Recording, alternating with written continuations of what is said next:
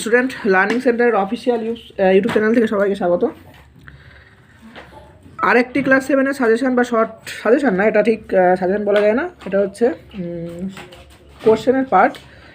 Class 7-এর Bangla কোশ্চেনের part দেখানো হচ্ছে আজকে, সবাই দেখে নেবে। এখান থেকে আসবে তা না, মানে এখান থেকে পড়লে এই ধরনের কোশ্চেন আসে পরীক্ষায়, সেটাই বলছি। আসবে না তাও না, আসবে। এবার 100% না, 70%, 80%। কারণ কোন স্কুলের কোশ্চেন থেকে অন্য স্কুলের কোশ্চেন 100% কোশ্চেন আসে না, কারণ এগুলো কিন্তু স্কুলের কোশ্চেন। স্যাররা বিভিন্ন রকম কোশ্চেন করে থাকে, স্যারদের মত অনুযায়ী হয়। এগুলো কিন্তু কোনো বোর্ডের কোশ্চেন না যে সব একে আসবে বা এই বছর যেটা আসবে পরের বছর আসবে না, এরকম হয় না। যারা বলে, যারা মিথ্যা কথা বলে, ওটা বাস্তবে হয় না। বাস্তবতা কি? বাস্তবতা হচ্ছে যেটা আমরা পড়ছি এই ধরনের কোশ্চেনই আসে। এবং আর কি হয়, আর হচ্ছে এই স্কুলে যা আসছে অন্যান্য স্কুলের স্যারদের সেরকমই তো, যেহেতু একই স্যার বাংলা বিভাগের শিক্ষক, সেহেতু ওই একই ধরনের কোশ্চেন করে থাকে। তাই আমরা কি করব, এই ধরনের কোশ্চেনগুলো পড়ে যাব। তাই আমরা দেখে নিই এই সেটটা, এটা একটা স্কুল সেট। আজকে সদ্য পরীক্ষা হলো, এই পরীক্ষা সেট তুলে ধরছি ক্লাস 7-এর বাংলা। দেখে নিই কী কী কোশ্চেন করেছে, কীভাবে করেছে। দেখো, প্রথমেই দেখে নিচ্ছি আমরা এগুলো যেভাবে যা করেছি সেভাবে তোমরা রেডি করবা। রেডি করলে আশা করি পারবো আমরা। 1 নম্বরে বলেছে বহু বিকল্পীয় প্রশ্ন উত্তর, সঠিক উত্তরটি বেছে নিয়ে লেখো। এখানে 10টা দিয়েছে, 10টা করতে হবে। তারপরে কি বলেছে? তারপরে বলেছে দেখো, অতি সংক্ষিপ্ত প্রশ্নের উত্তর লেখো। 2 নম্বরের কোশ্চেন, 5টা করতে হবে। এখানে একটু ভুল ছাপানো আছে, 5 দুগুণে 10 পাবে। তারপরে 3 নম্বরে টিকা লিখতে দিয়েছে। দেখো, টিকা এখানে 2টো করতে হবে না, 3টি করতে হবে। 3 দুগুণে 6, এখানে কোশ্চেনে অনেক ভুলভাল আছে, 3 দুগুণে 6 হবে।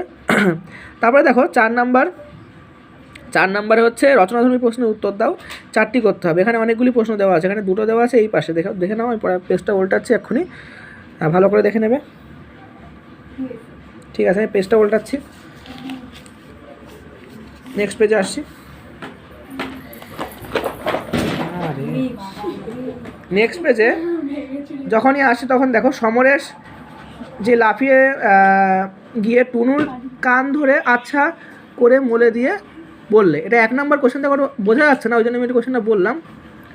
তারপরে 4-এর 4 আছে, 4-এর 5, 4-এর 6, এই যে 6টা কোশ্চেন, এই 6টার থেকে অপশান দিয়েছিল এখানে কটা? এই 6টা কোশ্চেন থেকে অপশান দিয়েছিল এখানে 4টে করতে।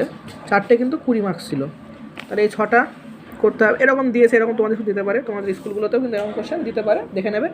তারপরে বলছে দেখো, শব্দগুলির বিপরীতার্থক শব্দ লেখো। বিপরীতার্থক শব্দ বলতে কি বোঝায়? অপোজিট ওয়ার্ড যাকে বলা হয়। তাহলে এখানে 4টে করতে হবে। তারপরে কি আছে? তারপরে দেখো বলেছে এক কথায় প্রকাশ, যেমন 5টা।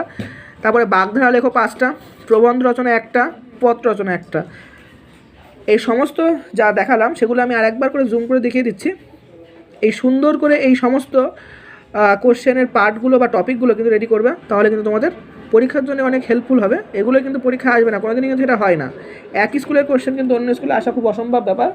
60%, 70% আসে, এটা কিন্তু মানে হয় যদি সেই স্কুল খুব মানে নাম, সব স্কুলই ভালো, কিন্তু ব্যাপারটা হচ্ছে যদি কোনো স্কুলের টিচার বা ছাত্র সংখ্যা বেশি থাকে, সেক্ষেত্রে কম্পিটিশান বেশি হয়।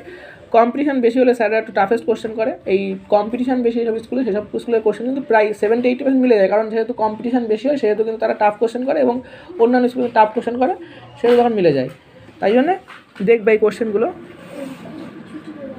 মিলে যেতেও পারে, আবার মিলে যাক আর না যাক, এই টাইপের কোশ্চেন কিন্তু হবে অধিকাংশ, এটুকুই মাথায় রাখবে।